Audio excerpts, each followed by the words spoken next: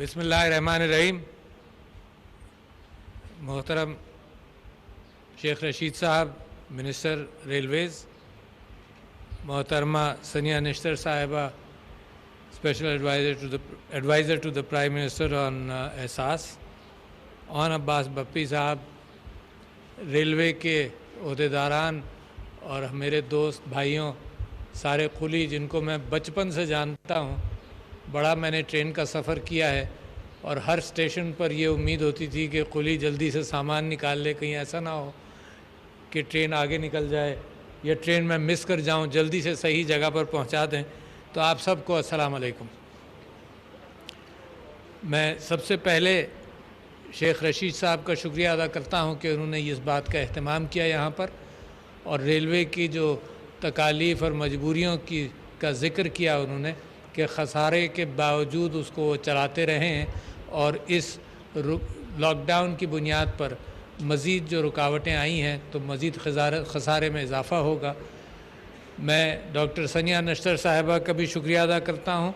और क्योंकि prime minister साहब ने इनको किसी काम के लिए बुलाया है तो मैं आपसे दरख्वास्त करता हूँ कि आप उधर चली जाएँ, यहाँ की बात हम करते रहेंगे। शुक्रिया। ऑन अब्बास बप्पी साहब, आपका शुक्रिया कि आपने इन चीज़ों का अहतमाम किया और डोनर्स के साथ, इस्लामिक वेलफेयर वालों के साथ और बाजवा साहब के साथ मिलकर, चीफ़ ऑफ आर्मी स्टाफ, उनके साथ मिलकर ये पैकेजेस जो रमज़ान के हैं इनका अहतमाम किया गया। बहुत जगहों पर ये बात आती है क्योंकि मुसलसल हम निकलते रहते हैं और ये तो बहुत बड़ा इशू बन गया पाकिस्तान और दुनिया की तारीख़ के एतबार से, मगर हम अपनी कॉन्स्टिट्यूंसी के अंदर, शेख साहब भी जो सियासी आदमी हैं, कॉन्स्टिट्यूंसी के अंदर निकल कर कार खैर के काम करते रहे हैं। तो लोग कभी टेलीविज़न पर ये एतराज़ करते हैं कि एक हाथ से दो, दूसरे हाथ को पता ना चलना चाहिए। वही टेलीविज़न फिर एतराज़ करता है कि शेख साहब आपने तो कुछ भी नहीं किया क्योंकि आपने किसी को बताया नहीं। तो लिहाजा ये भी एक बैलेंस है कि लोगों को पता चलता रहे कि कुछ हो रहा है। ये उम्मीद दिलाना मुश्किलात के ज़माने के अंदर, जहाँ रोज़गार से परेशान हो, जहाँ लोगों को बाज़ तबकों के अंदर इस बात का अंदाज़ा ना हो कि कल रात का खाना मैं अपने बच्चों को खिला सकूँगा या नहीं, वहाँ पर ये कम से कम एक उम्मीद की किरण बनती है कि नहीं, हो रहा है। ये एहसास का प्रोग्राम जो प्राइम मिनिस्टर ने शुरू किया, ये तकरीबन 1,20,00,000 लोगों तक के घरों तक वो 12,000 रुपये की रकम जाएगी, जो बहुत बड़ी रकम है इस माना करके कि 1,20,00,000 लोगों के घर पे जब गया तो हर घर के अंदर एक आदमी के पास गया तो उस घर के अंदर 5-6 और लोग होंगे, तो ये 7-8 करोड़ लोगों तक ये बात पहुंची है। तो मैं समझता हूं कि पाकिस्तान अपनी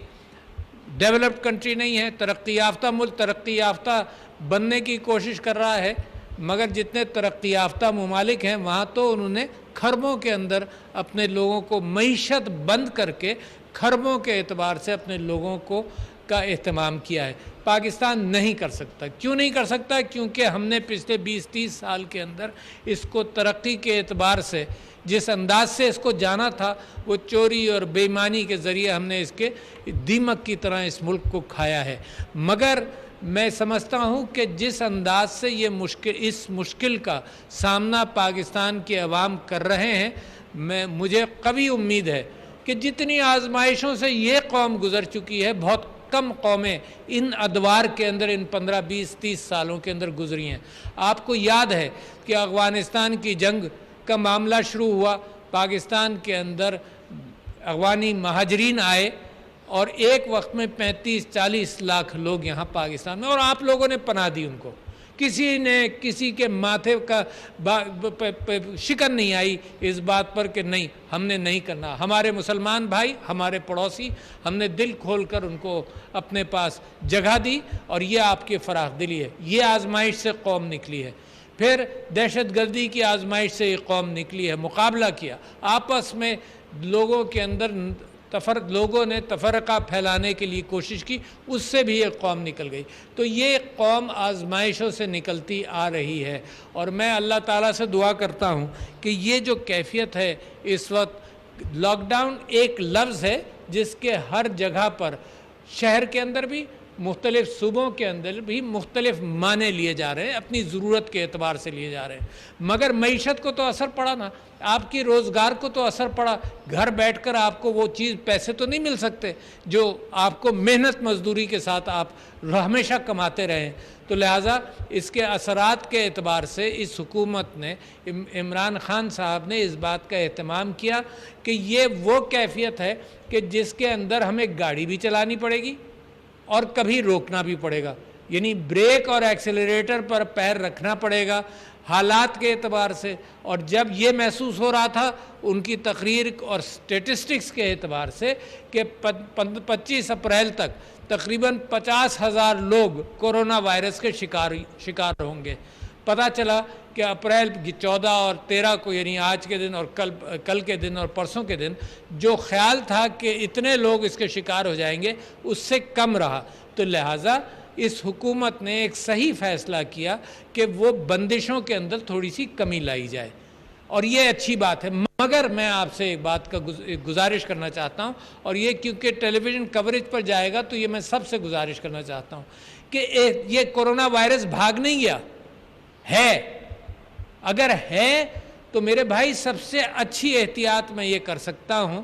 کہ اپنے چہرے پر، جیسے آپ لوگ ماسک لگا کر بیٹھے ہیں، جب لوگوں سے قربت کا امکان ہو تو ماسک لگا لیں، اور جو سماجی فاصلوں کا ذکر ہوا ہے کہ 5 یا 6 فٹ کا، اس کا بھی اہتمام کرتے رہیں، جہاں ممکن نہ ہو۔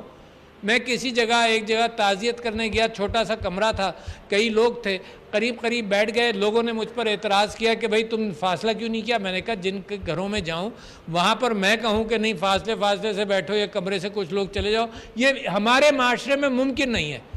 مگر اس معاشرے میں یہ تو ممکن ہے کہ ہم کوشش کرتے رہیں، تو کوشش کرنا فرض ہے۔ اچھا، اب پرائم منسٹر صاحب سے میں نے درخواست یہ کی ہے کہ پرسوں علماء کے ساتھ مل کر تراویح اور مساجد کے اعتبار سے کچھ اچھا فیصلہ کر لیا جائے، اس وجہ سے کر لیا جائے کہ مسلمان سارے سال کے اندر رمضان کا انتظار کرتا ہے،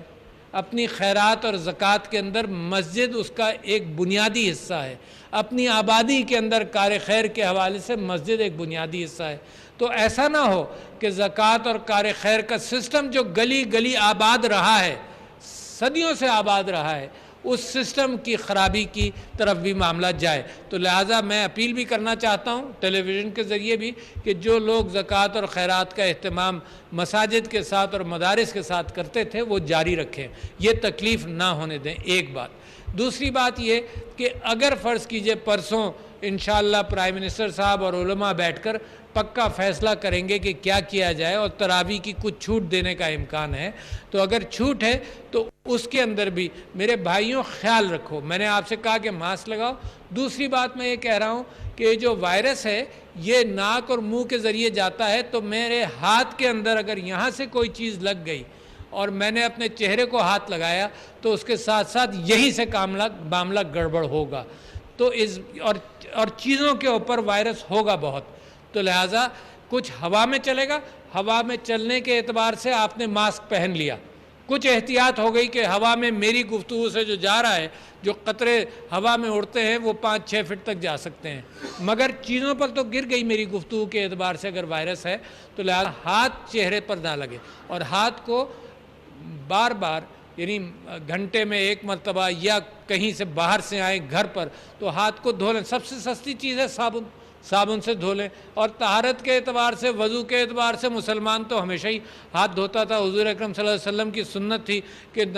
کھانا کھانے سے پہلے ہاتھ دھو لو، اور کھانا جب کھاؤ تو کم سے کم صاف ہاتھوں کے ساتھ کھاؤ، تو بعد میں بھی دھو لیں۔ تو یہ جو احتیاطیں ہیں یہ آپ اس کی پابندی کیجئے، انشاءاللہ آپ سے اگر یہ وائرس اور بیماری دور رہی، سمجھ لو پاکستان سے دور رہی۔ اپنے بچوں کا خیال کرو، اپنے گھر والوں کا خیال کرو، خود خیال کرنے میں کوئی شرم کی بات نہیں ہے کہ بازار گئے تھوڑا سا دور چلے، کوئی شرم کی بات نہیں ہے، یہ وہ ڈیمانڈ ہے جو قوم آپ سے کر رہی ہے، یہ وہ ڈیمانڈ ہے جو امت آپ سے کر رہی ہے کہ چھوٹ بھی لیں انشاءاللہ اور اس کے ساتھ ساتھ احتیاط بھی کریں۔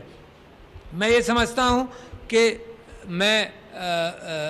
جو قومیں تیار ہوتی ہیں وہ اندر سے تیار ہوتی ہیں، ان کو پولیس کی ضرورت نہیں ہوتی کہ حالات ٹھیک کیے جائیں. ان کا اپنا ڈسپلن ہے. جیسے قائد اعظم نے کہا کہ ایمان اس بات پر کہ ہمیں بھروسہ ہے, اللہ سے ہم دعا کرتے ہیں کہ اس بلا کو ہم سے ٹال دے, اور ہمیں اپنے اوپر بھروسہ ہے کہ ہم اس کا مقابلہ کریں گے.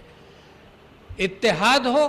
کہ ہم کیا کرنا چاہتے ہیں, اور پھر ڈسپلن ہو. ڈسپلن جس کی بات میں آپ سے کر رہا تھا کہ خود ہم احتیاط کر لیں تو یہ معاملہ ہم اس کا مقابلہ کر سکتے ہیں. یہ قوم ساری آزمائشوں سے گزر کر انشاءاللہ یہ قوم وہ قوم ہے جو اپنا غلہ خود اگاتی ہے, اپنی پیٹ کا اہتمام خود کرتی ہے. یہ وہ قوم ہے جو محنت سے گریز نہیں کرے گی, اور یہ وہ قوم ہے جو آزمائشوں سے نکھر کر ایک بہت ہیرے کی طرح تراش دیا گیا ہے اس کو. اور اس کرونا وائرس سے جیسے ہی نکلیں گے تو انشاءاللہ پاکستان کی ترقی اور پاکستان کی خوشحالی کے حوالے سے یہ قوم جو کام کر سکتی ہے وہ دنیا کی قومیں نہیں کر سکتی. آپ نے سنا ہوگا کہ جرمنی تباہ ہو گیا اور جاپان تباہ ہو گیا. ان کے پاس ذخائر کوئی نہیں تھے, کوئی تیل زمین سے نہیں نکل رہا تھا, مگر لوگ محنتی تھے, لوگوں نے بھروسہ کیا اپنے اوپر, اور لوگوں نے محنت کر کے ان ممالک کو چند سالوں کے اندر اس تباہی سے نکال دیا. تو پاکستان کی قوم کو اللہ میاں نے تراش دیا ہے,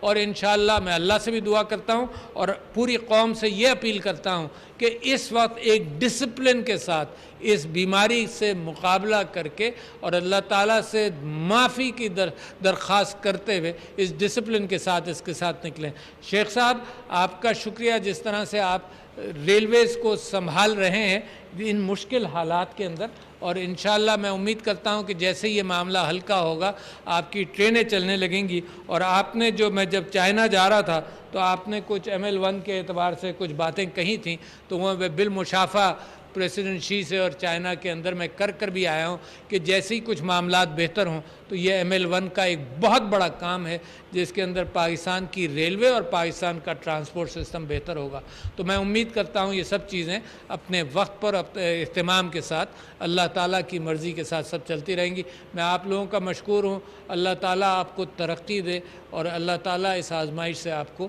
آسانی سے نکال دے. بہت شکریہ. السلام علیکم.